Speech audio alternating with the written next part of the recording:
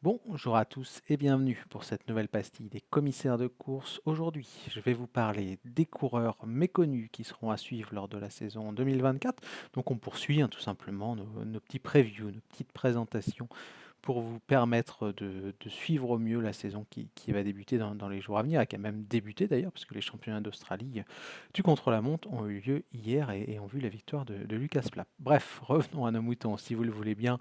Coureurs méconnus, bon, certains diront qu'ils les connaissent parce que forcément on n'a pas tous le même degré de suivi de la saison, mais voilà, j'ai choisi de me focaliser quand même sur 5 mecs. 5 mecs qui, je pense, ne sont pas archi connus, n'ont pas encore eu l'occasion de performer au plus haut niveau. Et je vais vous les présenter les uns après les autres. On va commencer par Luca Vergalito, si vous le voulez bien. Luca Vergalito, c'est peut-être le nom qui est le plus connu des suiveurs du monde du cyclisme, parce qu'il était dans la Dévo d'Alpecin de Quenin, qu'il a signé en World Tour cette année. Vous savez, il fait partie de ces fameux coureurs Zwift, entre guillemets, même si on n'a pas d'attache avec une marque plus qu'avec une autre, mais ça parlera à tout le monde. C'est un coureur qui a fait terminer sixième de la Flèche ardennaise l'an passé, vainqueur de l'Oberösterreich, huitième du Tour d'Autriche. On a une victoire aussi au Province Cycling Tour, qui est une épreuve élite qui se dispute en Belgique. Il a gagné une étape du Tour du Frioul. Il a fait une place d'honneur sur le Tour du Luxembourg. C'est pas énorme, mais c'est quand même des bons débuts. Et à l'image d'un Jay Vine ou d'autres, un coureur qui viennent justement de Zwift ou du cyclisme virtuel, eh bien, il a des watts, des gros watts, donc ça peut être intéressant de le suivre cette année, surtout qu'il aura un contrat World Tour et que chez Alpecin de Quenin, qu'il n'y a pas forcément beaucoup de coureurs qui ont un profil grimpeur au sein de l'effectif, donc qui devrait avoir toute la latitude de pouvoir s'illustrer. Ensuite, on va poursuivre avec des pensionnaires de division Pro Team. Vicente Roras, celui-là, vous le connaissez peut-être pas, c'est un coureur chilien. Il y a une nouvelle génération de coureurs talentueux qui arrive au Chili et c'est pour l'instant le seul qui va faire son apparition en Pro Team. Chez Bardiani, Bardiani a réalisé un beau coup, je trouve, parce que c'est quelqu'un qui est talentueux, qui a seulement 21 ans. Hum, qui a brillé en début d'année dernière sur le Giro del Sol San Juan, deuxième du classement général. Chez les grands, j'ai envie de dire, lors de la Vuelta San Juan, il termine 16e, troisième meilleur jeune. Donc c'est quand même pas trop mal. Il a ensuite fait un petit peu ses gammes sur des épreuves du calendrier élite espagnol. Vainqueur des Jeux panaméricains dans la catégorie U23. Deuxième de la Vuelta de Portugal du futur. Donc la sorte de tour de l'avenir, mais pour le cyclisme portugais ou au Portugal en tout cas, une victoire d'étape à la Vuelta Salamanca, quatrième de la Volta Galice, etc., etc. Donc vous voyez qu'on a affaire à un coureur qu'apprend et qui devrait déjà, je pense, être capable de réaliser quelques perfs. Je ne pense pas que Bardiani l'aligne sur les plus grosses courses du calendrier, mais sur des épreuves, peut-être hors du continent européen ou sur des points 2 un petit peu à droite à gauche, ça peut être intéressant de voir justement quelle marge de progression il a. Ensuite, on va poursuivre avec deux coureurs de la formation Burgos BH.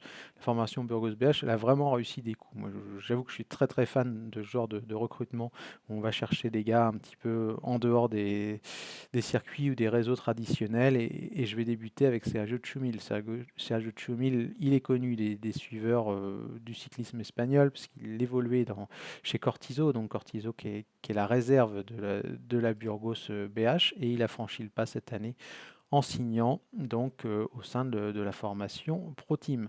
Il a fait une belle année 2023, des victoires, des places d'honneur sur des courses un petit peu moins réputées du calendrier UCI America Tour, même des courses élites, des belles places aussi sur le circuit espagnol, vainqueur notamment de la Vuelta à Zamora, qui est une des épreuves de référence en Espagne.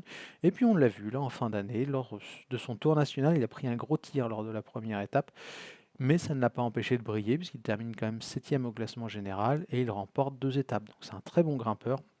Il a 23 ans et pareil, à l'image de Roras, on ne l'attend pas sur la Vuelta, sur le Tour de Catalogne ou autre, mais on peut l'imaginer briller, pourquoi pas, sur des épreuves du calendrier UCI Asia Tour. On sait que Burgos va régulièrement sur le calendrier Asia Tour, donc on verra s'il est capable de s'illustrer sur des courses du calendrier secondaire.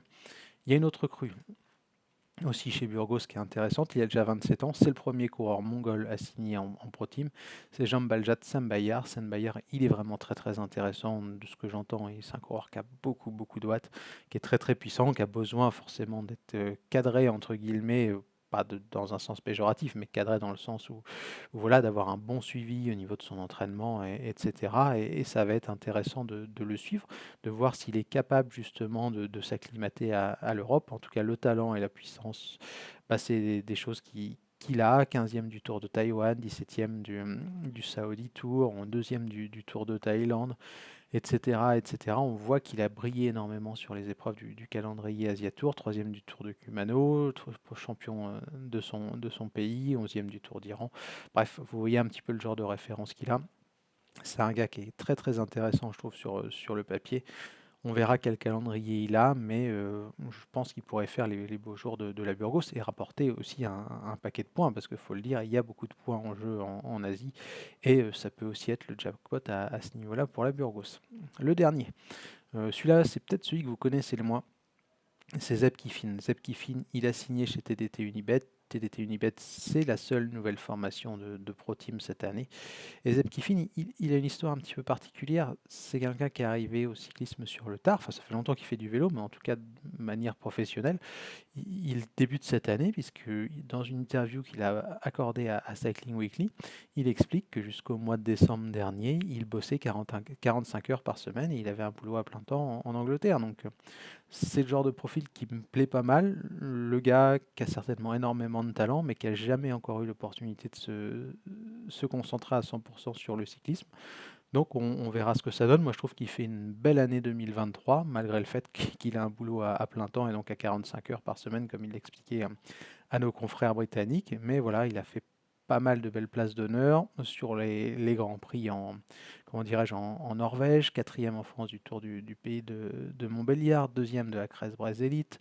On voit sixième du Tour de Grande-Bretagne. Le Tour de Grande-Bretagne, c'est quand même une belle épreuve de référence où il y avait quand même une sacrée concurrence, hein. On le voit, il est devant des garçons comme Polite, comme Carlos Rodriguez, comme Rasmus Stiller, Danny Van Poppel, etc., etc. Donc c'est pas anodin. Je crois qu'il a aussi remporté les séries anglaises, c'est-à-dire en gros c'était le meilleur coureur amateur britannique de la saison 2023. Donc c'est quand même un coureur très très intéressant. Je pense qu'il va être à suivre vraiment lors de cette saison. Donc voilà un petit peu les noms que je pouvais vous présenter. Luca Vergalito pour Alpecin de Koenig, Vincent Herroras pour la Bardiani, Sergio Tchoumil et Jambaljat Sembayar pour la Burgos. Et enfin Zeb Kiffin du côté de TDT Unibet.